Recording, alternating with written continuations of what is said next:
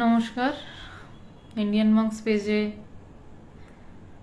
ভগবানের চিন্তায় প্রতিষ্ঠানের প্রতিচ্ছবি এই আলোচনাতে সবাইকে স্বাগত।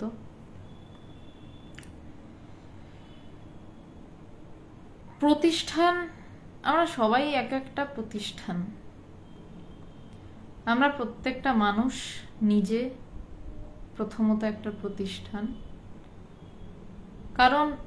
কারণটা আমি পরে আসছি। তারপর সেই অনেকগুলো প্রতিষ্ঠান মিলে একটা প্রতিষ্ঠান মানুষ গড়ে একসাথে থাকবে বলে, বা কিছু নিয়ম কানুন দিয়ে ঘিরে বাঁচবে বলে। কেন আমি বললাম যে একটা মানুষ নিজেই একটা প্রতিষ্ঠান? তার কারণ, অরূপ মল্লিক প্রণাম, সবাইকে আমার প্রণাম। তার কারণটা হচ্ছে যে প্রত্যেকটা মানুষের নিজস্ব কিছু ঠিক ভুল, হ্যাঁ না, মূল্যবোধ কিছু না কিছু আছে। প্রত্যেকটা মানুষের জীবনের একটা রুটিন রয়েছে, কি বা রুটিন সেটা বেরুটিনই হোক, বেনিয়মই হোক, কিন্তু একটা কিছু আছে। তো সে কিছু একটা ভাবে নিজের জীবনটাকে চালায়, কোনো না কোনো ভাবে সে জীবন ধারণ করছে, কোনো একটা পথে সে চলছে। আজকে যে প্রচন্ড নোংরা গাঁজাখোর মাতাল, সে কালকে একদম বিশাল উচ্চকোটির হিমালয়ের সাধু হতেই পারে, কিন্তু এরকম ভাবে চট করে দেখা যায় না। তো সেই কারণেই এই যে একটা এই যে প্রত্যেকটা মানুষ আর প্রতিষ্ঠানে কি থাকে, একটা আসা যাওয়ার নিয়ম থাকে, একটা নির্দিষ্ট রুমিদি প্রণাম, গৌর কুমার প্রণাম, সৌমদীপ প্রণাম। প্রতিষ্ঠানের কি থাকে, যেটাকে আমরা সো কল্ড প্রতিষ্ঠান বলে দেখি? একটা বাড়ি, একটা বিল্ডিং, তার একটা নিয়ম, সেখানে নিয়মগুলো বানাচ্ছে আবার কিছু প্রতিষ্ঠান, মানে আমাদের মতন কিছু মানুষ, যে সেই নিয়মগুলোকে মানতে হবে। এবং সেখানে কিছু ভাবধারা থাকে, আমাদের মধ্যেও সেই ভাবধারা রয়েছে।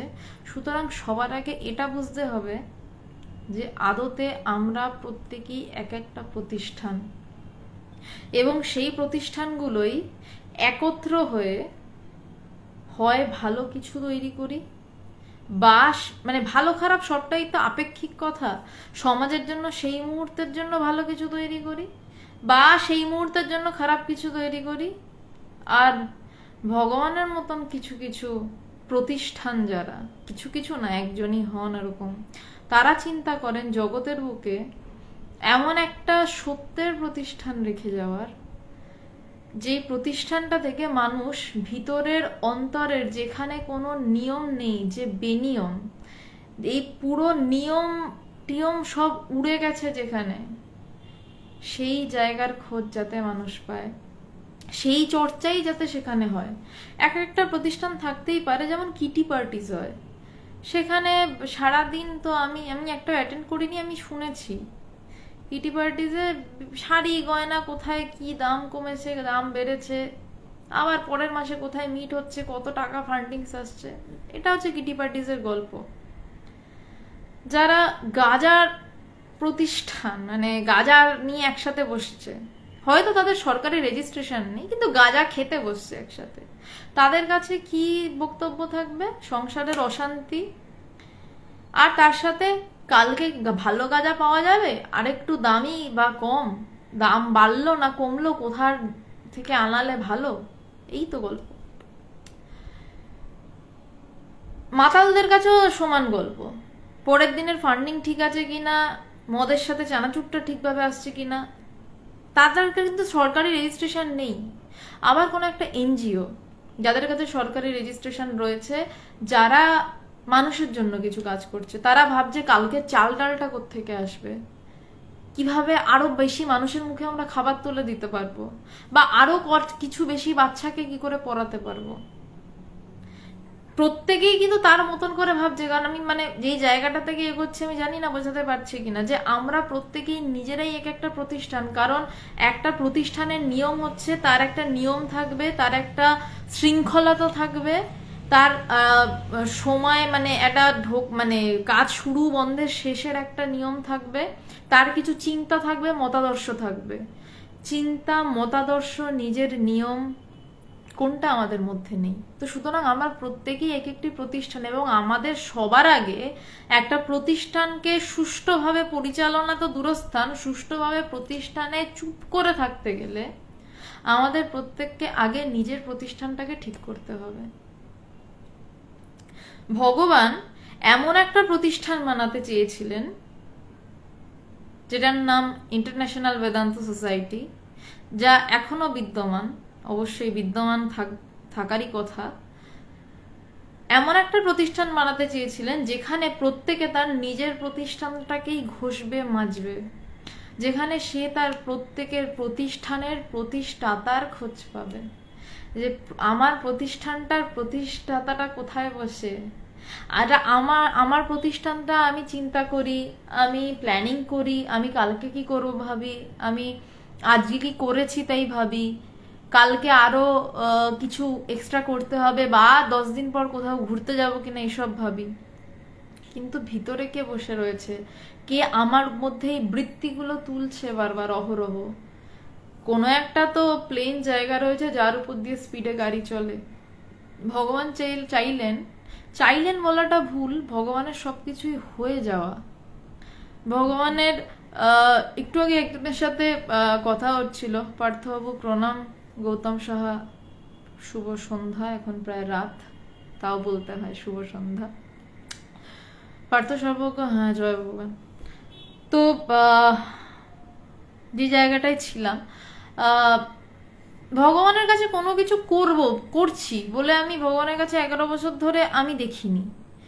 আমি সবকিছুই দেখেছি হয়ে গেছে, ঘটনাটা ঘটে গেছে। তাহলে একটু রকিবুল হাসান প্রণাম, যেভাবে বলতে হয় তাহলে ঘটনাটা, মানে ভগবানের জীবনে আধ্যাত্মিকতাটাই ঘটে যাওয়া, আধ্যাত্মিক ঘটনা ঘটাটাই ভগবান জীবনে একটা বিশাল ঘটনা ঘটে যাওয়া। তার কারণ ভগবান কোনোদিনই ভাবেননি যে তিনি আধ্যাত্মিকতা নিয়ে চর্চা করবেন, কোনোদিনই তিনি ভাবেননি তিনি ঠাকুর মা স্বামীজির জন্য পাগল হবেন, গুরুদেবের জন্য পাগল হবেন। কোনোদিন তিনি ভাবেননি তিনি অদ্বৈত বেদান্ত নিয়ে চর্চা করবেন, কারণ তিনি সম্পূর্ণ রাজনীতি করা, নাটক করা, হুল্লোড় করা একজন মানুষ ছিলেন। তো সমাজের নানান মিথ্যা, কিন্তু একটা জিনিস ভগবানের ছিল, ভগবান সত্যকে প্রচন্ড প্রচন্ড ভালোবাসতেন। শেষ মানে যাই হোক, সত্যকে প্রচন্ড ভালোবাসতেন, তার কোনোদিনও অন্যথা হতে দেখিনি। তো এই সত্যকে ভালোবাসতে গিয়ে যখন জগতের মধ্যে হুল্লোড় করছেন, নাটকে বিশাল নাম, তখন তার মালিগাঁওতে রেলের কর্মচারীও ছিলেন, ভগবান রেলে চাকরি করতেন মালিগাঁওতে। কোয়ার্টারে বিভিন্ন মানুষ, বলাকাপাড়া ক্লাব, সেখানে নাটক হতো, আমি জানি না কেউ সেখানকার আছেন কিনা। তো সেই সব জায়গাতে ভগবান একটা সময় তাকিয়ে দেখলেন কোথাও সত্য নেই। তখন ভগবানের মনে হলো যে যেই জীবনটা আমি সত্য নিয়ে বাঁচতে পারবো না, তাহলে সেই জীবন আমি রেখে কি করব।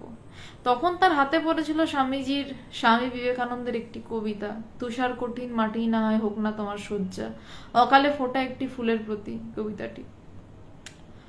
তো আমি কবিতাটার দিকে আর যাচ্ছি না, তাহলে বড় হয়ে যাবে, টপিকটা থেকে সরে যাব। তারপর ভগবান ন্যাচারালি দেখলেন যে কে আমার জীবনটা বাঁচালো, মানে ভগবান প্রায় আত্মহত্যার সিদ্ধান্ত নিয়েছিলেন যে যদি সত্য না থাকে পৃথিবীতে আমি বেঁচে কি করব। তো ভগবান দেখছেন যে কে এমন কবিতা লিখেছেন যে আমার অবস্থার কথা বর্ণনা করছে, এবং শেষের লাইন কটাতে বলছে মানে ভাবটা এরকমই যে তবু প্রশান্ত, মানে তবু তুমি প্রশান্ত থাকো, চির অবিচল আপনার মহিমায় আপনার করুণায় প্রশান্ত থাকো। আমি এক্সাক্ট লাইনটা বলতে পারলাম না, আমার মনে নেই। তো তখন ভগবান দেখলে এর গুরুকে, দেখছে ঠাকুর শ্রী রামকৃষ্ণ দেব। রাজ্জাক নমস্কার, ভালো থাকবেন। শর্মিষ্ঠাদি জয় গুরু। তো তিনি দেখলেন তখন যে আমার কাছে তো কোথাও সত্য ছিল না।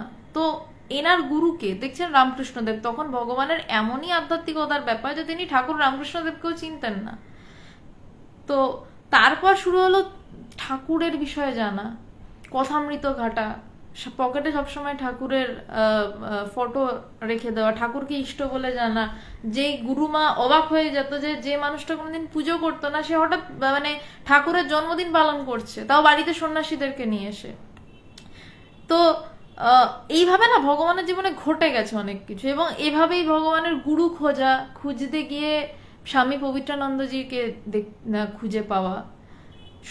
স্বামী পবিত্রানন্দজির গুরুদেব স্বামী কৃষ্ণানন্দজি জঙ্গলি মহারাজ বলে ওনাকে এখনো ভীষণ ভীষণভাবে সমাদৃত, উনি দেহ তো রেখেছেনই। পুরুলিয়ার রাকাবের জঙ্গলে উনি সাধনা করেছিলেন। উনি সারদা মায়ের সরাসরি দীক্ষিত সন্তান ছিলেন, এবং সাধনাটাই যেহেতু ওনার মুখ্য ছিল, উনি মায়ের অনুমতি নিয়ে সাধনা করতে চলে যান রাকাবের জঙ্গলে। তো ভগবানের খুব ভালো লেগেছিল এটাই যে ভগবান যাকে ইষ্ট বলে মানলেন, প্রাণের গুরুকে তিনি সেই পরম্পরাতেই খুঁজে পেলেন, এবং মায়ের পরম্পরা। তো আমরাও সেই ভগবানের পরম্পরা, তো সেই জায়গা মা তোতাপুরী ঠাকুর, সেই জায়গা থেকেই সেই পরম্পরা, সেই জ্ঞানের যে ঝর্ণা নেমে আসে সেই তেমন ভাবেই চলছে এবং চলবে অবিরত এটা। তো এবার 1984-এ ভগবান পাগলের মতন গুরুদেবের কাছে ছুটছেন যে আমার জ্ঞান লাভ করতে লাগবে। তো একটা জায়গায় যেহেতু অনেক অনেক সংসারী মানুষেরা দেখেন, তাই এই কথাটা, ওই ঘটনাটা বলছি। তো ভগবান একটা জায়গায় দেখলেন স্বামীজি বলছেন, স্বামী শিষ্য সংবাদেই রয়েছে যে সন্ন্যাসী না হলে জ্ঞান লাভের প্রসঙ্গ নেই, ঠিক এই লাইনটা রয়েছে। তো ভগবান গুরুদেবকে বললেন যে সে এতটা পাগল জ্ঞান লাভের জন্য। তখন দেবযানীদি মানে ভগবানের মেয়ের বয়স ছোট, মানে বোধহয় কয়েক বছর বয়স, এবং গুরুমা রয়েছেন। পবিত্রানন্দজিকে জিজ্ঞাসা করলেন যে তাহলে কি আমি সন্ন্যাস নেবো, কারণ আমাকে তো জ্ঞান লাভ করতে হবে, জ্ঞানের জন্য এমন ভাবে পাগল হতে হয়, যে তাহলে কি আমি সন্ন্যাস নেব, নইলে যে স্বামীজি বলছে জ্ঞান লাভ হয় না। তখন পবিত্রানন্দজি হেসে বললেন, না, মা বলছেন গৃহীর অন্তর্সন্ন্যাস। তো ভগবান যেই শুনলেন যে মা বলছেন গৃহীর অন্তর্সন্ন্যাস, এবং তারপর পবিত্রানন্দজি হেসে বললেন যে মা হাইকোর্ট, মানে স্বামীজি বলতেন মাকে যে মা হাইকোর্ট, যে গৃহীর অন্তর্সন্ন্যাস বলছে, মা বলেছে গৃহীর অন্তর্সন্ন্যাস, সুতরাং কোনো চিন্তা নেই, তুমি ধ্যান ধারণায় মন লাগাও। এরপর গুরু শিষ্যের আলাপ হতো কিভাবে। ভগবান থাকতেন সুদূর আসামে, চাকরির জন্য উপায় নেই। পবিত্রানন্দজি পুরুলিয়াতে, চিঠি লেখা হতো, সেই চিঠিগুলো নিয়ে বেদান্ত সাধনা, যেটা নিয়ে প্রায় প্রত্যেক শুক্রবারই আলোচনা হতো। এখন কয়েকদিন বন্ধ আছে, আবার খুব তাড়াতাড়ি সেই আলোচনাটা শুরু হবে। পবিত্রানন্দজি যেই চিঠিগুলো ভগবানকে লিখতেন, এবং যেই চিঠিগুলো নিয়ে ভগবান দিনের পর দিন পড়ে থাকতেন, ওই চিঠিগুলোই তার চাকরি বাকরি বাজার সংসার সবকিছুর মধ্যে বিষয়বস্তু ছিল গুরুদেবের চিঠি। এবং চিঠিটা বলে নয়, চিঠির বিশেষণটা নয়, সোমা ব্যানার্জি, চিঠির বিশেষণটা নয়, চিঠির মধ্যে কি রয়েছে, গুরুদেব তাকে নির্দেশটা কি দিয়েছেন, তিনি সেটার জন্য পড়ে থাকতেন, সেটা নিয়ে পড়ে থাকতেন। এবং এই করতে করতে 1984 সালে তার নির্বিকল্প সমাধি হওয়া। এবং যথারীতি ঠাকুরের কথা, ফুল ফুটলে ভ্রমর আসবে। তো যার নির্বিকল্প সমাধি হচ্ছে, তারপর যার মহাভাব হচ্ছে, মহাভাবের চোটে যার সবকিছু, মানে সেটা আরেক গল্প, সেটা গল্প না, সেটা আরেক ঘটনা। সেটা হয়তো আপনারা সুদেশনাথ থেকে দ্য গ্রেটেস্ট ভগবানের জীবনী যেদিন যেদিন আলোচনা হয় সেখানে শুনেছেন কিছুটা, আমি সেদিকে যাব না। নির্বিকল্প সমাধির পর ভগবানের মহাভাব হয়, এবং ভগবানের নির্বিকল্প সমাধির পরই পবিত্রানন্দজি দেহ ছাড়েন। তো সেটা এক বিষম অবস্থা ছিল আর কি, মানে মহাভাব হচ্ছে একদিকে, প্রবল যন্ত্রণা, শরীরে ছটফট করছেন, সব ভুলে যাচ্ছেন, জগৎ সংসার ভুল হয়ে যাচ্ছে। তো এই সমস্ত কিছু হতে হতে একটা সময় কামাখ্যা মায়ের কাছে লাস্টে ভগবান পুজো দেন যে মা প্রশমিত করো, আর পারছি না। তো সেটা নিয়ে আর বিস্তারিত যাচ্ছি না। তো তারপর তার কাছে মানুষজনের আনাগোনা শুরু হলো। আগে নাটক বা যারা নাটক করতো তারা আসতো, বন্ধুরা আসতো। এখন আর কারা আসতে শুরু করলো, যে যারা ঈশ্বরকে জানতে চায়, এবং ভগবান তাদেরকে অনর্গল অদ্বৈত বেদান্ত বলতে থাকলেন, অনর্গল ভাবে অদ্বৈত বেদান্ত বলতে লাগলেন। এবং শুরু হলো ভগবানের কাছে এসে কারোর সেই রেলের কোয়ার্টারে কারোর কেউ আত্মস্থ হয়ে পড়ছে, কেউ সমাধিস্থ হয়ে পড়ছে, কেউ ভগবানের মধ্যে তার ঈশ্বরীয় রূপ দেখছেন, তার যে ঈশ্বরকে ভালো লাগে সেই ঈশ্বরীয় রূপ দেখছেন, কেউ কৃষ্ণ দেখছেন, কেউ মাকে দেখেছেন, কেউ ঠাকুরকে দেখেছেন। আজ তো আর বলতে কিছু বাধা নেই। তার মধ্যে দেখছে, কেউ সমাধিস্থ হচ্ছে, কেউ আত্মস্থ হচ্ছে, কেউ কথা শুনতে শুনতে জ্ঞান লাভের জন্য পাগল হচ্ছে, কেউ জ্ঞান লাভের জন্য ছটফট করছে, এবং কেউ কেউ জ্ঞান লাভ করছে ভগবানের কাছে এসে সেই সময়। তখন কোনো সংগঠন কিন্তু নেই, তখন কিন্তু প্রত্যেকে এক একজন সংগঠন তার কাছে আসছে, সে একটা বিশাল সংগঠন নিজেই তার কাছে আসছে, এবং শুধু এই চর্চা হচ্ছে, সেখানে শুধু ঈশ্বরীয় চর্চা হচ্ছে। তার সে কিন্তু আগেও এক ছিল, ভগবান কিন্তু আগেও এই নির্বিকল্প সমাধি হওয়ার আগেও তিনি ছিলেন, তখন তার কাছে নাটকের রিহার্সালের চর্চা হতো। ঘুরে গেল কোন দিকে? আধ্যাত্মিক চর্চায়, ঈশ্বরীয় চর্চায়। তো সেখানে যারা বয়োজ্যেষ্ঠ মানুষেরা আসতেন, মজুমদার বাবু, মুক্তা কাকু, মুক্তা পুরকায়স্থ, এনারা বললেন যে যখন এইভাবে একটা আলোচনা চলছেই, তাহলে এটার একটা মানে একটা সাংগঠনিক রূপ দিলে ভালো হয়। দাও। তো ভগবানের অনেক রকম নাম সবাই বলছে, তো ভগবানের পছন্দ হলো ইন্টারন্যাশনাল বেদান্ত সোসাইটি, যেখানে কিনা তখন আসামের রেলের কোয়ার্টারে আলোচনা হচ্ছে কেবলমাত্র ঈশ্বরীয় কথার। কিছু মানুষ পাগলের মতন সেখানে ছুটছে, কোনো হুঁশ নেই, জ্ঞান নেই, এবং মানে ভগবান এরকম হয়েছে রাত্রিবেলা মানে খাওয়ার পর হাত ধুতে যেতে পারছেন না, বেদান্ত বলে যাচ্ছেন, হাতে শুকিয়ে যাচ্ছে খাবার। লাস্টে গুরুমা এসে বলেছেন যে আরে ওর খাওয়া হয়ে গেছে, হাতটা ধুক, তারপর আবার বলবে তোমাদের। এবং যারা শুনছে তাদেরও এমন অবস্থা। তো প্রত্যেকে নিজের প্রতিষ্ঠানের প্রতিষ্ঠাতাকে খোঁজার কাজটা তো শুরু হয়েই গেছিল, এবার কিছু জগতের নিয়ম মানতে লাগে। তো বললো যে তাহলে হোক, একে বলছে তাহলে একটা রেলের কোয়ার্টার যার আসলে কোনো অস্তিত্ব নেই, সেখানে এখন অন্য মানুষেরা থাকেন, 56B, বলছে তাহলে সেটা ইন্টারন্যাশনাল বেদান্ত সোসাইটি কিভাবে হবে? কিন্তু ঈশ্বরের অদ্ভুত ইচ্ছায় সেই নামটিও পাস হয়ে গেল, যেটা হওয়ার কথা নয়। কারণ যার কোনো নিজস্ব সংগঠন, নিজস্ব বাড়ি নেই, নিজস্ব ঘর নেই, কিছু নেই, তো সেখানে তো হওয়াটার কথা নয়। ইন্টারন্যাশনাল বেদান্ত সোসাইটি সেই সময় নাম, এখন সেটা হতে পারে। এখন প্রায় পৃথিবীর 20টারও বেশি দেশে এই সংগঠন ছড়িয়ে পড়েছে। স্পেনে, নেদারল্যান্ডসে, আফ্রিকাতে আশ্রমের চেষ্টা চলছে। স্পেনে, নেদারল্যান্ডসে আশ্রম রয়েছে, আমেরিকাতে প্রস্তুতি চলছে, আমেরিকাতে কাজ চলছে, ইউনিট রয়েছে, আফ্রিকাতে ইউনিট রয়েছে, তাছাড়া ভেনিজুয়েলা, আরো নানান জায়গায় ইউনিট রয়েছে, এবং ভারতবর্ষে তো কলকাতার মধ্যে অনেক জায়গাতে, তাছাড়া বেনারস, আসাম, নানান জায়গায় ছড়িয়ে পড়েছে। এখন ভগবান কতটা দূরদর্শী ছিলেন যে সেই সময় 1989-এ বলেছিলেন ইন্টারন্যাশনাল বেদান্ত সোসাইটি নাম হবে। দূরদর্শীর থেকে বড় কথা তার জ্ঞান কতটা গভীরে ছিল, যে সে বুঝতে পেরেছিল যে এটা একদিন ইন্টারন্যাশনাল হবে। তো তার চোখে প্রতিষ্ঠানের একটা প্রতিচ্ছবি ছিল অশোকবাবু, ওম নমো নারায়ণ। তার চোখে প্রতিষ্ঠানের একটা প্রতিচ্ছবি ছিল, সেই প্রতিচ্ছবি নিয়েই তো তার প্রতিষ্ঠান তৈরি, বা প্রতিষ্ঠান তৈরিতে মত দেওয়া। তো তার চোখে, ভগবানের চোখে এই প্রতিষ্ঠানগুলো, অনেকগুলো মানুষকে নিয়ে যে প্রতিষ্ঠানটি হবে, সেটি কেমন হবে, কেমন হওয়ার কথা ছিল, আর এখনো সেই প্রতিষ্ঠানটি রয়েছে, এবং ঈশ্বর চাইলে থাকবে, অবশ্যই থাকবে। তো সেটা আপনারা বুঝতে পারবেন যে ভগবানের চিন্তার প্রতিচ্ছবিটা কেমন ছিল। ভগবানের নিজের লেখা ইতি তোমাদের ভগবান থেকে 256 নম্বর চিঠি, 19/4/99। প্রিয় IVS এর সভ্য ও সভ্যাবৃন্দ, ইন্টারন্যাশনাল বেদান্ত সোসাইটিকে সংক্ষেপে IVS বলে বলা হয়, তো সেই জন্যই IVS, বুঝতেই পারছেন।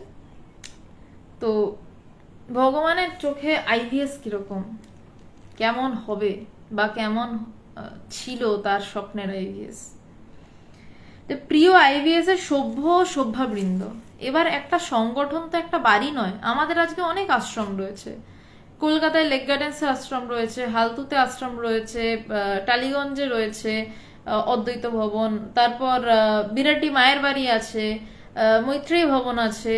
কিন্তু বাড়ি মানে তো সংগঠন নয়, সংগঠনের তো মানুষগুলো আসল, যে কারা রয়েছে সেই সংগঠনটায়, তারা সেই সংগঠনগুলো কেমন, তবে না একটা সংগঠন ঠিকঠাক চলবে। তো তাই জন্য ভগবান আইভিএস এর কাদের লিখছেন, সভ্যবৃন্দ যারা এই সংগঠনটাকে চালিয়ে নিয়ে যাবে, তাদের বা চালিয়ে নিয়ে যাচ্ছে সেই সময়, তাদেরকে লিখছেন, তার স্বপ্নের কথা বলছেন। আইভিএস একটা নাম, একটা প্রতিষ্ঠান যেখানে আমরা ভগবানকে ভালোবাসতে শিখেছি। আইভিএস ইন্টারন্যাশনাল বেদান্ত সোসাইটি, ভগবান নিজে বলছেন যে আইভিএস একটা নাম, একটা প্রতিষ্ঠান যেখানে আমরা ভগবানকে ভালোবাসতে শিখেছি, যেখানে আমরা ভগবানকে ভয় পেতে শিখিনি, যেখানে আমরা গোল হয়ে বসে আলোচনা করিনি ভগবান আমাদেরকে এটা দিলেন না কেন, ওর বাড়িতে এত বড় ফ্রিজ এলো, আমার বাড়িতে কিছুই এলো না কেন, যেখানে আমরা ভগবানকে কেবল ভালোবাসতে শিখেছি। এবং জ্ঞান ছাড়াই ভালোবাসা হয় না। এক এক সময় জ্ঞান চাওয়াতেও ভুল হয়ে যায় যে আমি তোমায় ভালোবাসি, ব্যাস কথা শেষ, তারপর তোমার মামলা তুমি বোঝো, আমি তোমায় ভালোবাসি। এবার আমি কি জানি তুমি আমায় ভালোবাসবে কি ভালোবাসবে না, সেটুকুরও অপেক্ষা যেখানে রাখে না, সেটুকুর অপেক্ষাও যে রাখে না, সেই কিন্তু যথার্থভাবে ভালোবাসে। এবং ইন্টারন্যাশনাল বেদান্ত সোসাইটিতে বলা ভুল, ভগবান এইভাবেই ভালোবাসতে শিখিয়েছেন প্রত্যেকটি মানুষকে, প্রত্যেকটি মুহূর্তে, যে তুমি ভালোবাসো ভগবানকে, তার বদলে ভগবান তোমাকে কি করছে সেটা তোমাকে ভাবতে হবে না, তার ব্যাপার তিনি দেখে নেবেন। ভগবানকে আমি শুনেছি, পরের দিন সকালবেলা ভগবানের খুব পায়ে ব্যথা হতো, ভয়ঙ্কর যন্ত্রণা হতো, মাসেল ক্র্যাম্প, সারা রাত ছটফট করেছে। আমাদের কাছে খবর আসছে ভগবান এখনো ঘুমাননি, ছটফট করছেন, পায়ে দড়ি বেঁধে শুতে হতো একটা সময়, দীর্ঘদিন হয়েছে। পরের দিন যখন জিজ্ঞাসা করছি কালকে খুব কষ্ট হয়েছে না তোমার, বলছে হ্যাঁ কষ্ট হয়েছে, পায়ে দড়ি বেঁধে শুতে হয়েছে। বহুবার এই কথা অব্দি শুনেছি, কিন্তু কোনোদিন এটা শুনিনি আমি ঠাকুরকে না খুব ডেকেছি আমার পায়ের ব্যথাটা ঠিক করে দাও তো। উল্টে আমি এই কথা বারবার শুনেছি যে পায়ে ব্যথায় খুব কষ্ট হয়েছে, ছটফট করেছি, কিন্তু আমি ঈশ্বরকে এর জন্য ডাকিনি, কারণ তাকে আমি ভালোবাসি। আমার পায়ের ব্যথা হয়েছে, আমি ওষুধ খেয়েছি, দড়ি বেঁধে শুয়েছি, কিন্তু ঈশ্বরকে আমি ডাকিনি। তাই কোনো একটা কিছু লাগে তো, যে আমি ধরুন মাংস বাজার থেকে কিনে আনলাম, আমার কাছে মাংস রান্না করার সমস্ত কিছু মজুদ রয়েছে, কিন্তু মাংসটা রান্না করতে গেলে আমি ওরম ভাবে রান্না করতে পারবো না। আগুনের উপর মাংসটা ফেলে দিলাম, তার উপর প্রয়োজনীয় জিনিস দিয়ে দিলে এভাবে পারবো না। আমার নিদেন পক্ষে একটা হাতা, খুন্তি, কড়াই কিছু একটা লাগবে। প্রতিষ্ঠান হচ্ছে সেই হাতা, খুন্তি, কড়াইগুলো। আসল জিনিসটা কিন্তু মাংস, সেটাই খাওয়ার। মাংস যারা ননভেজ রয়েছেন তারা দুঃখিত, তারা পনির ভেবে নিন সেই জায়গাতে। আসল জিনিসটা পনির বা মাংস, তো সেটা রান্না করতে যা লাগে তার নাম প্রতিষ্ঠান। আসল জিনিস হচ্ছে ঈশ্বরকে, ভগবানকে ভালোবাসা, প্রতিদানে কিছু না চেয়ে শুধু ভালোবাসার জন্য ভালোবাসা। তো বলছে আইভিএস এমন একটা নাম, ভগবান বলছেন এমন একটা প্রতিষ্ঠান যেখানে আমরা ভগবানকে ভালোবাসতে শিখেছি, যেখানে ভগবানকে ভালোবাসতে বলা হয়েছে, ভালোবাসার জন্য ভালোবাসা, love for the love sake, not for any other thing, অন্য কিছুর জন্য নয়। এবার শুরু হচ্ছে আরো গভীরের কথা। এই প্রতিষ্ঠানের নির্দিষ্ট কোনো জায়গা নেই। ভগবানের স্বপ্নের ইন্টারন্যাশনাল বেদান্ত সোসাইটি, যার মূল তত্ত্ব নিহিত রয়েছে যে ভগবানকে কি তুমি ভালোবাসো? আচ্ছা, তুমি আমার।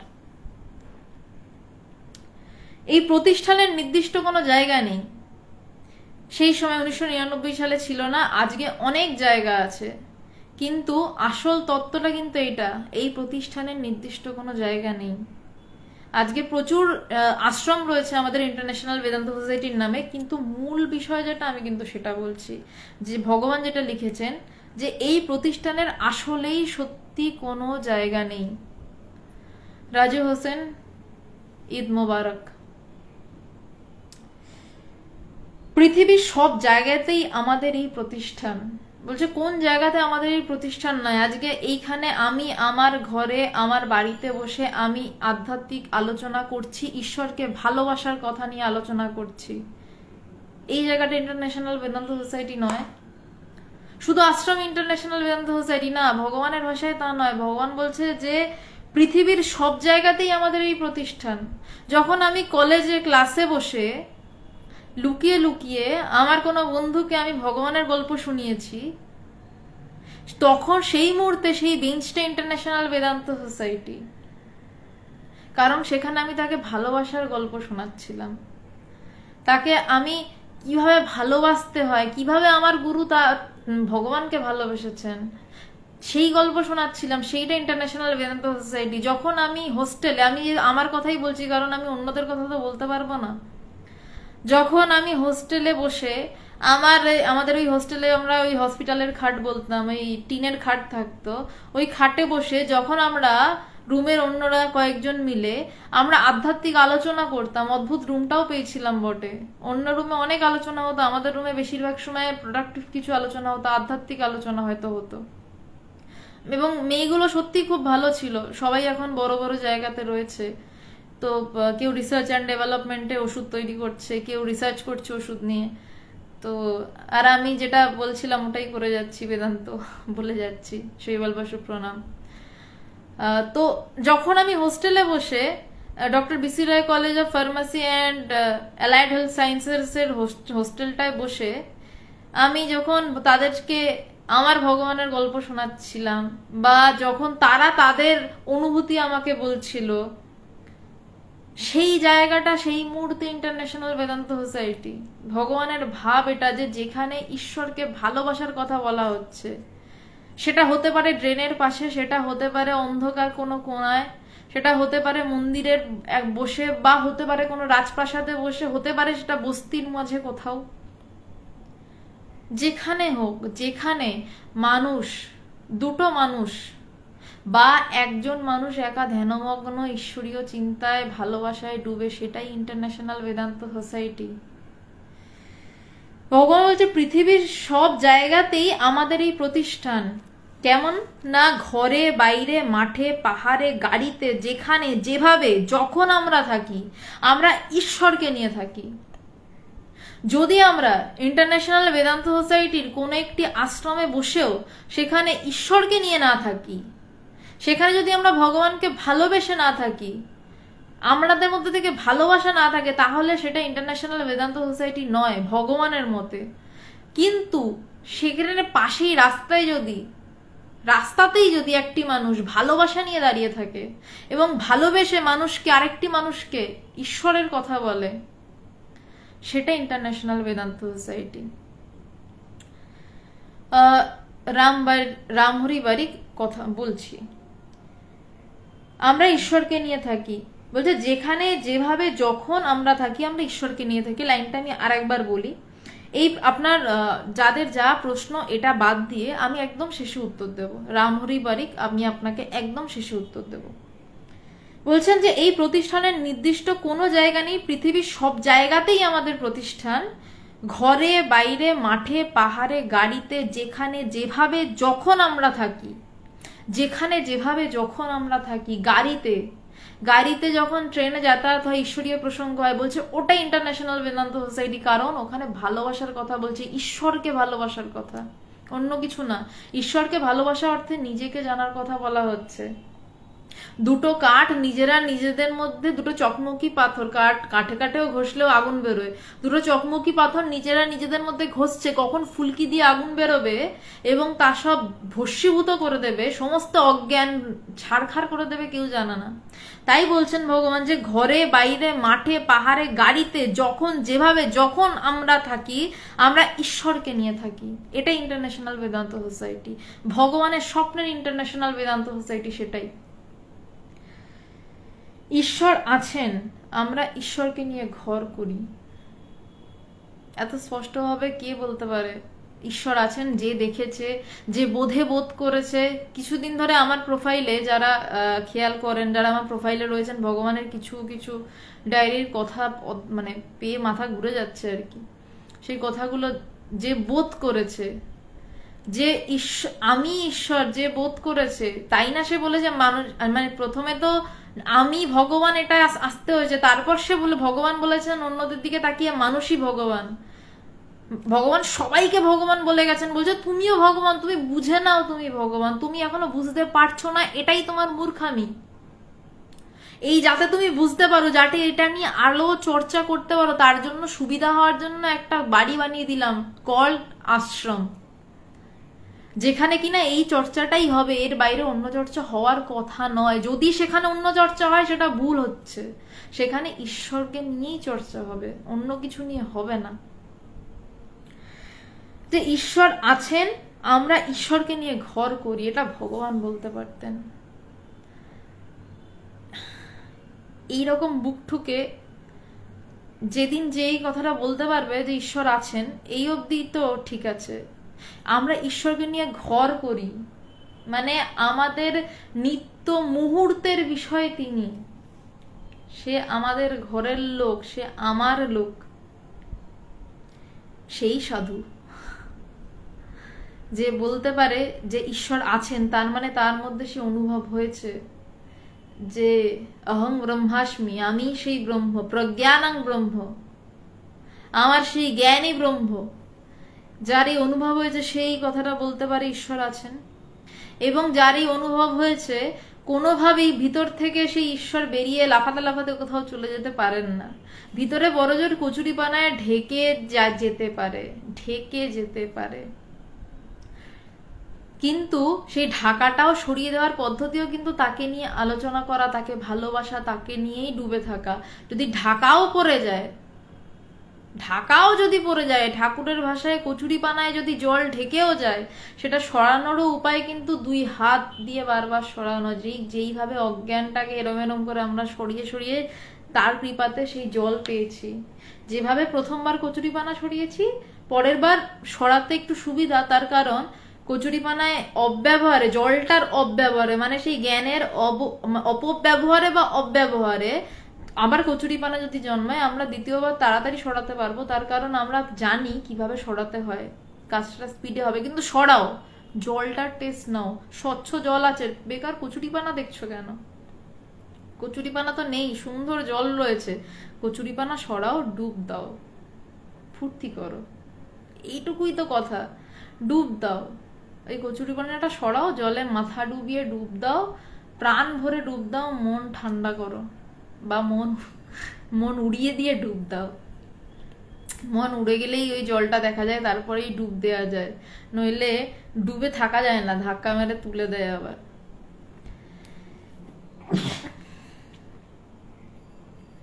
পবিত্র বাবু, চিন্তা করবেন না, সঙ্গটা আপনি আপনার সাথে দিন, আপনি এখনো আমাদের সাথেই সঙ্গ দিচ্ছেন, তো অবশ্যই আসবেন, এলে অবশ্যই মায়ের বাড়িতে আসবেন।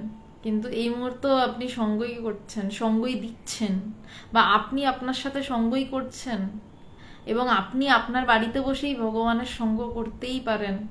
এবং সেটাই ভগবান বলছেন যে ঘরে বাইরে মাঠে পাহাড়ে গাড়িতে যেখানে যখন আমরা যেভাবে থাকি, আমরা ঈশ্বরকে নিয়ে থাকি। যেই মুহূর্তে পবিত্রবাবু আপনি বাংলাদেশে ঈশ্বরকে নিয়ে থাকবেন, আপনি জানবেন আপনি ভগবানের সাথেই রয়েছেন, তার সঙ্গই করছেন। আর যেই মুহূর্তে আপনি ঈশ্বর ছাড়া অন্য কিছু নিয়ে থাকবেন, জানবেন আপনি তার সঙ্গ করছেন না। স্বামী বিবেকানন্দ একটা দারুণ কথা বলেছিলেন, ভগবান বারবার বলতেন কথাটা আমাদের, যে যেদিনকে ঈশ্বর চিন্তা করবে না সেই দিনটাই দুর্দিন, যেদিন ঈশ্বর চিন্তা করবে জানবে সেই দিনটাই সুদিন। বর্ষা হয়েছে বলে দুর্দিন নয়, ঈশ্বর চিন্তা করিনি তাই দুর্দিন। কচুরিপানা এমন ভাবে সরান পবিত্র বাবু, যাতে কচুরিপানার সাহস না হয় আর ধারে কাছে ঘেঁষার, একদম তুলে ফেলে দিন উপরে। তার নামই নির্বিকল্প সমাধি, যেখানে কচুরিপানা আর আসে না।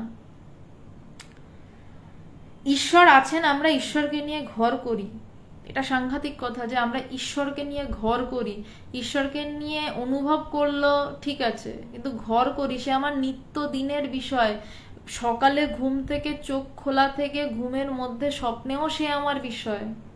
কারণ কি? আমি তাকে ভালোবেসে ফেলেছি। আমরা কাকে নিয়ে ঘর করি? স্বাভাবিকভাবে সংসারী মানুষেরা যাকে বিয়ে করি, ভালোবেসেই বা না ভালোবেসে যা হোক বিয়ে টিয়ে করে ফেলি, এবং আমরা তাকে নিয়ে ঘর করি, এবং যাই হোক কিছু একটা ভালোবাসা তো হয়, এবং যে মানে যাকে নিয়ে ভালোবাসাটা হয় আমরা কিন্তু আদতে তাকে নিয়েই ঘরটা করি। কিছুদিন আগে জানি না এইখানে এই উদাহরণটা টানা ন্যায্য কিনা, কিন্তু আমার এখানে অন্যায্য ন্যায্য কিছুই নেই, কথাই। কিছুদিন আগে সিলসিলা দেখছিলাম, সবারই দেখা সিনেমা হয়তো। সেখানে অমিতাভ বচ্চন রেখাকে ভালোবাসতো, কিন্তু মাঝে কিছু দুর্বিপাকে পড়ে কিছু ঘটনার পরিপ্রেক্ষিতে জয়া বচ্চনকে বিয়ে করতে হয়, কিন্তু এবার রেখাও অন্য একজনকে বিয়ে করেন। কিন্তু যেহেতু তারা দুজনকে ভালোবাসতে, কিন্তু পরিস্থিতির চাপে বাধ্য হয়ে বিয়ে করছেন অন্যকে, তারা ঘর করছেন হয়তো দুজনে অন্য মানুষের সাথে, কিন্তু একটা সময় অবধি, শেষে গিয়ে দেখা গেল তারা প্রত্যেকে নিজের নিজের স্বামী বা স্ত্রীর কাছে ফিরলেন, কিন্তু তার আগে অবধি তারা প্রত্যেকটা মুহূর্ত নিজেদেরকে নিয়ে ঘর করে গেছেন, তারা স্বপ্নেও তাদেরকেই দেখছেন। তো যখন ঈশ্বরকে কেন দেখছেন, সিলসিলা নিয়ে এখনো সবাই একটা মানে বিশাল কাল্ট সিনেমা, যে মানে এইভাবেও ভালোবাসা যায়, যে তারা এমন ভাবে ভালোবাসছে স্বপ্নেও তারা তাদেরকে দেখছে। প্রত্যেকটা মানুষের জীবনে তাই, যখন মানুষ প্রেমে পড়ে না, ভালোবাসে, তখন স্বপ্নতেও তাকে দেখে, যে ঈশ্বরকে নিয়ে এমন ভাবে ঘর করা যায় যে তাকে ঘুমেতেও তাকেই দেখছি, উঠেও প্রথম তার কথা মনে পড়ছে, জাগ্রততেও সেই রয়েছে, আমি বাজার করতে পারি কিন্তু আমার তার কথা মনে পড়ছে, আমার তাকে মনে পড়ছে বড়। যখন এইভাবে হয় তখন বলতে পারে কেউ আমি ঈশ্বরকে নিয়ে ঘর করি। আমি চোখের সামনে দিনের পর দিন দেখেছি ভগবান হয়ে একটু রস আস্বাদনের জন্য তিনি হয়ে নিজে স্বয়ং ভগবান হয়ে তিনি ভগবানকে নিয়ে নিত্য দিনের ঘর করছেন, সকালবেলা থেকে রাত থেকে আবার সকাল। আমি অন্যদিন তার 1 ফোঁটা 11 বছরে এদিক ওদিক দেখিনি। ঈশ্বরকে ভালোবাসি, ভগবান লিখছেন ঈশ্বরকে ভালোবাসি, বাইরে থেকে যখন আঘাত আসে ঈশ্বরের প্রতি ভালোবাসা আমাদের আরো বেড়েই চলে। তখন সদ্য সংগঠনের জন্ম হয়েছে 1989 সাল, চিঠিটা লেখা 89 সালের নভেম্বর, আর জানুয়ারি মার্চ, আর এই চিঠিটি লেখা 99 সালের এপ্রিল মাসে। তো সুতরাং বাইরের আঘাত প্রচন্ড পরিমাণে আসছে, তো তাই জন্য বলছেন যে বাইরে থেকে যখন আঘাত আসে ঈশ্বরের প্রতি ভালোবাসা আমাদের আরো বেড়েই চলে। বলছেন না যে কিভাবে উকিল টুকিল নিয়ে তারা করা যায় যারা আঘাত করছে, বা তাদের কিভাবে ক্ষতি হতে পারে সেটা নয়, বলছে যখন যত আঘাত আসছে বাইরে থেকে তত ঈশ্বরের প্রতি ভালোবাসা আমাদের আরো বাড়ছে। ভগবানের স্বপ্নের প্রতিষ্ঠান এটাই। এবং প্রত্যেকটা মানুষই কিন্তু এক একটা প্রতিষ্ঠান। যখন বাইরে থেকে আর ভীষণ আঘাত আসে তখন যেন আমার তার প্রতি ভালোবাসাটাই আরো আরো আরো বাড়তে থাকে। তারপর বাকিটা তার মামলা, কারণ আমি তো তোমায় ভালোবাসি। আমি তার জন্য এটা বলতে পারি না তুমি আমার সব সমস্যার সমাধান করে দাও, আমি শুধু এটা করতে পারি তুমি যা খুশি সমস্যা দিয়ে যাও, আমি শুধু তোমায় ভালোবেসে যাব, এটা তো আমি করতে পারি। আসসালামু আলাইকুম। আলাইকুম আসসালাম, ঈদ মোবারক। ভালো আছি, সবাইকে ঈদ মোবারকের শুভেচ্ছা একসাথে। তো আমার তার কাছে কোনো দাবি দেওয়া থাকার দরকার নেই, আমার তার কাছে কোনো চাওয়া নেই, কিন্তু আমি তাও তাকে ভালোবেসে যেতেই পারি যে আমি তোমায় ভালোবাসি, ব্যাস। তুমি আমাকে কত সমস্যা দেবে দাও, কত ঝামেলায় ফেলতে থাকো, তোমার শখ জাগলে তুমি ফেলো, তোমার যদি মনে হয় যে আমি ঝামেলায় থাকলে তুমি ভালো থাকবে থাকো, কিন্তু আমার কাজ কি, আমি তোমায় ভালোবেসে যাব, আরো আরো বেশি ভালোবেসে যাব। যে বাইরে থেকে যখন আঘাত আসে ঈশ্বরের প্রতি ভালোবাসা আমাদের আরো বেড়েই চলে। আসলে এটাই সলিউশন। বাইরে মারামারি করে আমরা পারবো না, আমরা শুধু তাকেই ভালোবেসেই যেতে পারবো। বাকি সবকিছু যখন বাইরে থেকে ক্রমাগত কেউ ধাক্কা মারে তারা আমাদের বিরক্ত করতেই মারে, তো যখন দেখে তার কোনো হেলও নেই দোলও নেই, বরঞ্চ যে জন্য ধাক্কা মারছি, যে সে ঈশ্বরকে ভালোবাসে তাই জন্য তাকে ধাক্কা মারছি, সে ঈশ্বর ছাড়া কিছু বুঝবে না তাই জন্য তাকে ধাক্কা মারছি, সেটাই আরো বেড়ে যাচ্ছে। সে কতদিন ধাক্কা মারবে? তার ধাক্কা মারার তো লিমিট রয়েছে, সে একটা সময় হাল ছাড়তে বাধ্য। পবিত্র শক্তির কাছে অপবিত্র শক্তির হাল ছাড়তে বাধ্য। দুটোই শক্তি, কিন্তু একটা শক্তি চাইছে আমাকে টেনে ঈশ্বর থেকে সরাতে, অবশ্যই তা বাজে শক্তি, অবিদ্যা মায়া। এবং যেই মায়া, যে বিদ্যা মায়া আমাকে আরো বেশি ঈশ্বরকে ভালোবাসাচ্ছে, সেই মায়ার কাছে অবিদ্যা মায়া হার মানতে বাধ্য। যখন অবিদ্যা মায়া হার মানলো তখন শুধু বিদ্যা মায়া পড়ে, তারপর একটা সময় বিদ্যা মায়াও খসে গেল। তখন সেই প্রতিষ্ঠানের প্রতিষ্ঠাতাকে খুঁজে পাওয়া, তখন সেই জ্ঞান লাভ।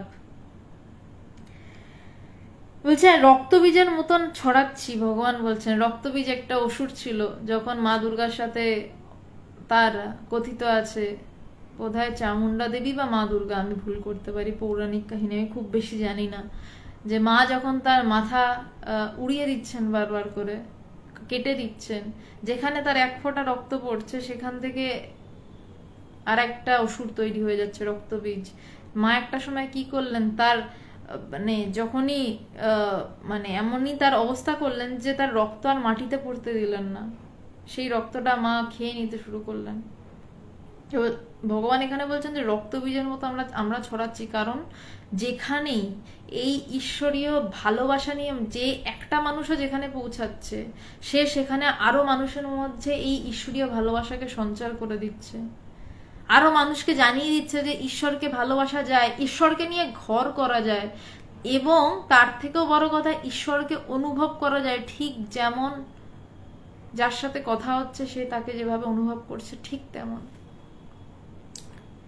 শুধু তার জন্য কি দরকার না, ভালোবাসা, একটু একটু ভালোবাসা আর চাওয়া যে আমি তোমাকে এইভাবেই অনুভব করতে চাই, ব্যাস। রক্তবীজের মতন ছড়াচ্ছি বোম্বে, অরুণাচল, পাঞ্জাব, শিলং, দিল্লি, বেনারস, তামিলনাড়ু, হায়দ্রাবাদ, কলকাতা, আসাম, কোথায় আমরা নেই। ভগবান বলছেন সমস্ত বিশ্বে আমরা ছড়িয়ে পড়বই। আজ তার কিছুটা প্রতিভূ দেখা যাচ্ছে, সমস্ত বিশ্বে নানান জায়গায় আমরা ছড়িয়ে পড়েছি এই ভালোবাসা নিয়ে। হয়তো আশ্রম নেই, কিন্তু এই ঈশ্বরকে নিয়ে ঈশ্বরকে বোধ করা যায়, জ্ঞান লাভ করা যায়, ঈশ্বরকে নিয়ে ঘর করা যায়, ঈশ্বরকে ভালোবাসা যায়, এই কথাটা পৃথিবীর নানান প্রান্তে ছড়িয়ে পড়েছে, এবং সেটাই ইন্টারন্যাশনাল বেদান্ত সোসাইটি, যা ভগবানের স্বপ্নের প্রতিচ্ছবি। ভালোবাসা বাড়াও, ওর লোভে ঈশ্বর পৃথিবীতে নেমে আসবেনি। বলছে ভালোবাসা বাড়াও, ওর লোভে পৃথিবীতে ঈশ্বর নেমে আসবেনি। আমাদের জীবনে সবকিছুই যেন ভগবান হয়। বলছেন যে আমাদের জীবনে সবকিছুই যেন ভগবান হয়, সেটা আমাদের খাওয়া হতে পারে, শোয়া হতে পারে, ঘুম হতে পারে, গল্প হতে পারে, আড্ডা হতে পারে, ইয়ার্কি হতে পারে, ঝগড়া হতে পারে। আমাদের এক মানে সে এখন মানে ব্রহ্মচারী না, মানে সে এখন সেবক অবস্থায় আশ্রমে রয়েছে, উজ্জ্বল, ছোট অনেক আমাদের থেকে। তো ও যখন আরো ছোট, তো ওরা দেখছে যে আমরা সারাক্ষণ মজা করছি, হাসি ঠাট্টা সবকিছু করছি, ও তখন ভগবানকে নিয়ে ভীষণ সিরিয়াস একটা মুডে, যে ভগবান। এবার ও এসে দেখছে যে মানে সুদেষ্ণা আর আমাকে, যে এই দিদিগুলো মজা করছে, তাও ভগবানকে নিয়ে মজা করছে, ভগবানের কথা নিয়ে মজা করছে আর এরকম হাসছে। আবার কিছুক্ষণ পর রাগ করছে, তাও দেখছে ভগবানের উপর রাগ করছে আর কি সব বলছে। একদিনকে ও খুব রেগে গেছে, রেগে গিয়ে আমাদেরকে বলেছে, দিদি তোমরা ভগবানকে নিয়ে এমনি হাসি ঠাট্টা করো কেন? তো আমি বললাম যে দেখ, হাসি ঠাট্টা করতে গেলে আর একজনকে সাবজেক্ট বানাতে হবে, বানিয়ে আর একজনকে সাবজেক্ট বানিয়ে তারপর তাকে নিয়ে না হাসি ঠাট্টা করবো আর রাগটাগ করবো। আমাদের একটাই মানুষ আছে রে ভাই, ওই ভগবান আছে। ওই পাশের ঘরে দেখ, লেক গার্ডেন্সে বসে কথাটা হচ্ছিল, হ্যাঁ ওই দেখ পাশের ঘরে ওই ধুতি পরে শুয়ে রয়েছে, আমাদের ওই একটাই লোক আছে। আমরা হাসি ঠাট্টা করবো, আবার আধ্যাত্মিক চর্চা করবো, আবার রাগ করবো, এই নানান কিছুর জন্য অন্য অন্য লোক খুঁজে আনতে পারবো না। তাই জন্য আমরা ওই একজন রয়েছে, ওনাকে নিয়ে হাসি ঠাট্টা করি। উনি জানেন, ক্ষমা ঘেন্না করে ছেড়ে দিয়েছেন আর কি, যে এরা এরকমই বদমাস, অতি বদমাস, তো এরা এরকমই করবে আমাকে নিয়ে। তো তাই বলছে যে আমাদের জীবনে সবকিছুই যেন ভগবান হয়, আমাদের জীবনে ভগবান ছাড়া অন্য কিছু যেন না থাকে, ওই একটি বস্তুই থাকুক, ওই একটি বিষয়ই থাকুক। এবং বলছে একটা কথা, যে ভালোবাসা বাড়াও, ওর লোভে ঈশ্বর পৃথিবীতে নেমে আসবেনি। ঈশ্বর কোথাও যান না, ভগবান কোথাও যেতে পারেন না, শুধু আমাদের ভালোবাসা বাড়তে হবে, যাতে তিনি বাধ্য হন নেমে এসে দাঁড়াতে যদি বাধ্য হন,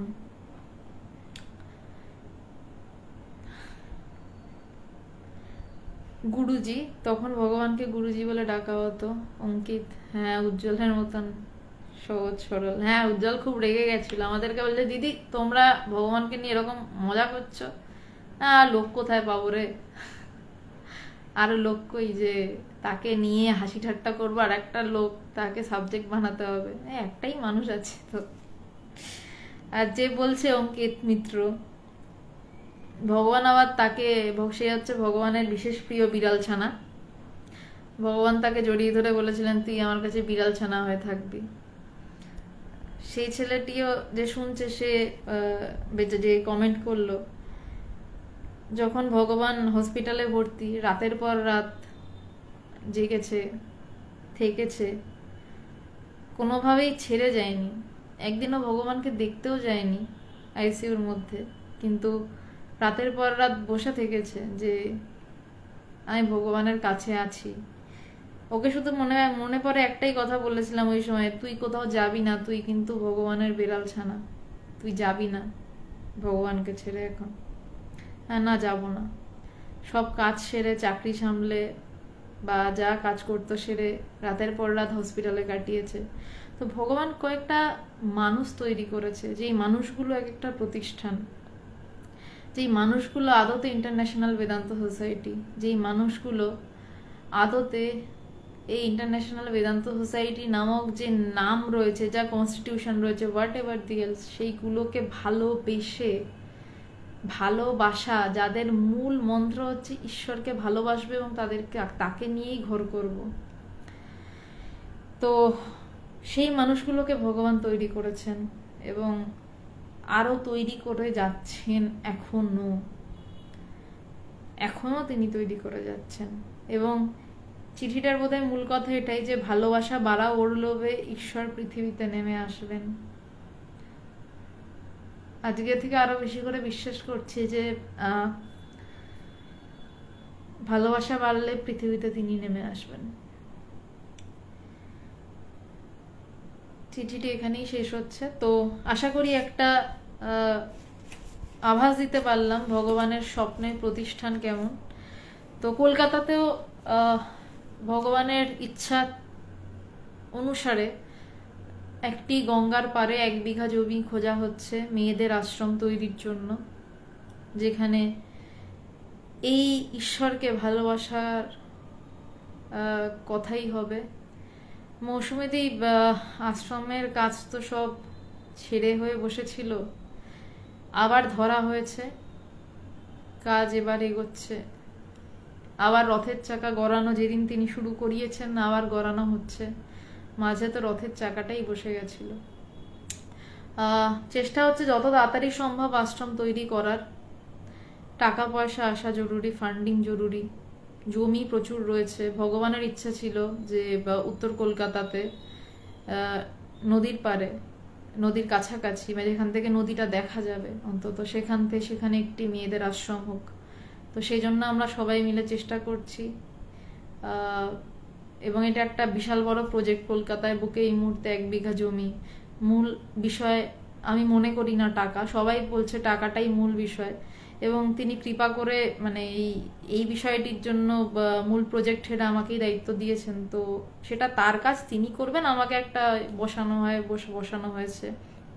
সুদেষ্ণা এবং সবাই, অঙ্কিত, উজ্জ্বল, সবাই একসাথে চেষ্টা করছি আমরা, এবং আপনারাও একসাথে। কারণ যেটুকু মানে আমাদের কাছে আপনারা যেভাবে স্বতঃস্ফূর্তভাবে সাহায্য করেছেন সেটা ভাবা যায় না।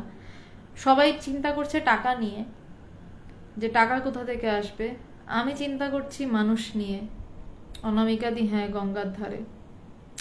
আমি চিন্তা করছি মানুষ নিয়ে, যে আরো মানুষ কিভাবে আসবে। কারণ আমি জানি ভগবানের ওই কথাটা, স্বামীজির ওই কথাটা ভগবান বারবার শিখিয়েছিলেন যে টাকায় মানুষ করে না, মানুষই টাকা করে। স্বামীজির এই কথাটা মনে রাখবি। হ্যাঁ অঙ্কিত, মিঠুদি যারা রাস্তায় নেমেছিল এবং আবার নামবে খুব তাড়াতাড়ি, যে হার্ট টু হার্ট কানেকশন, রাস্তায় নেমে মানুষের বাড়ি বাড়ি গিয়ে ভিক্ষা চাওয়া হয়েছিল যে আমাদের আশ্রম তৈরি হবে, এই এই তার কাজ, তার প্রয়োজন। এবং অনলাইনেও যদি আপনারা চান তো আপনারা পাঠাতে পারেন। শুধু একটাই রিকোয়েস্ট, সেখানে যে নাম্বার দেয়া থাকবে সেই নম্বরে একটু স্ক্রিনশট দিয়ে জানিয়ে দেবেন যে আপনারা টাকাটা পাঠিয়েছেন, আমরা আপনাদেরকে রিসিপ্টটা পাঠিয়ে দেবো। কারণ ভগবানের নির্দেশ ছিল যে 1 টাকাও যদি কারোর থেকে নিস তাকে যেন রিসিপ্ট দিবি। কারণ আমাদের কাছে 1 টাকার মূল্য যেমন 1 কোটি টাকার মূল্যটাও ঠিক তেমন। কারণ 1 টাকা যে দিচ্ছে না, সে তার অনেকটা ত্যাগ করে সে 1 টাকা দিতে পারছে, হয়তো সে আর পারছে না দিতে, তাই তার ত্যাগটা আমরা দেখি। আর যে 1 কোটি টাকা দিচ্ছে সেও ত্যাগ করছে, তার ত্যাগটা মূল্যবান। তো আপনাদের সবার সাহায্য আমাদের কাম্য। অ্যাকাউন্ট ডিটেলস এখানে দেওয়া নেই। ইউটিউবে ভারতের সাধক ও সাধিকা চ্যানেলটায় যদি যান সেখানে অ্যাকাউন্ট ডিটেলস দেওয়া রয়েছে। এবং একটাই রিকোয়েস্ট, অনেকের টাকা আমরা এরকম পাই গুগল পেতে আসে, গুগল পের নম্বরও দেওয়া রয়েছে, কিন্তু গুগল পেতে আসে কিন্তু অদ্ভুতভাবে আমরা তাদেরকে রিসিপ্ট পাঠাতে 2-1 জনকে পারিনি। কারণ বারবার মেসেজ করা সত্ত্বেও তাদের কোনো মানে ফোন নাম্বার আমরা পাচ্ছি না।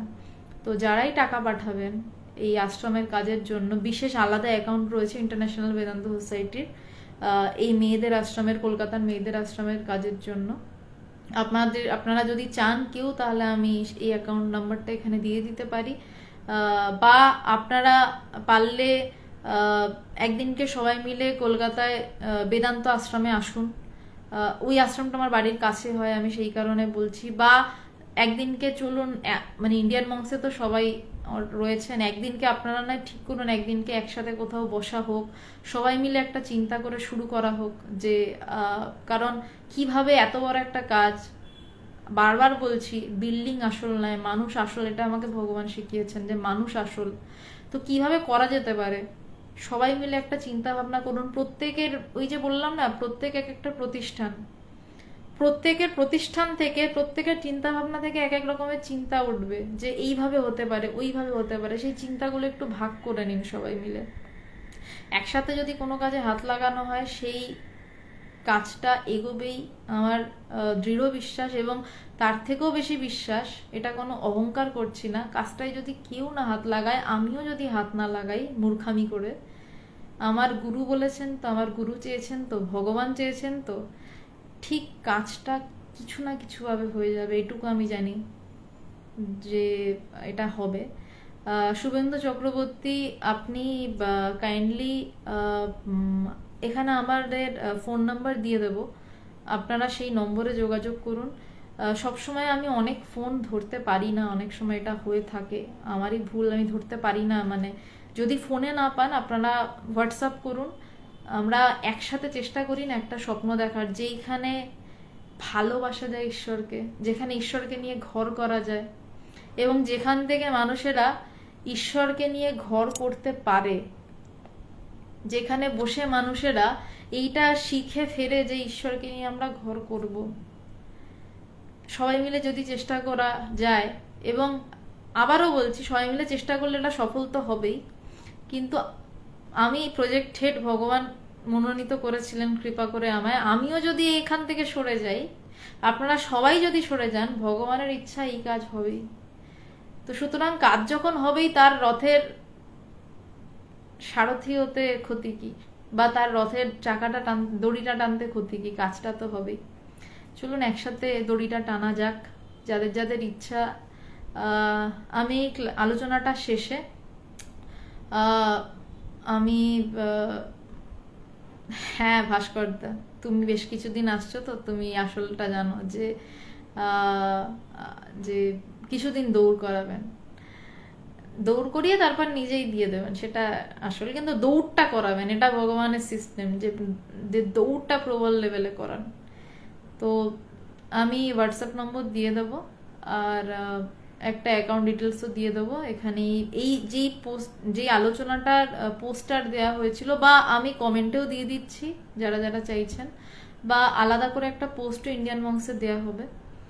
তো চলুন একসাথে নেমে পড়ি, যখন রথটা এগোবেই দড়িটা ধরিই না, ক্ষতি কি। রথ তো তিনি ঠেলছেনই, শুধু তো আমাদের দড়িটা ছুঁয়ে থাকা, আর তো কিছু নয়, ছুঁয়ে একটু হাঁটছি যেন। আজ এই অবধি থাক, এবং এই স্বপ্নটাকে একসাথে পূরণ করি, যে গঙ্গার ধারে 1 বিঘা জমির উপর কলকাতায় অদ্বৈত বেদান্ত নিয়ে মেয়েদের আশ্রম। প্রণাম সবাইকে।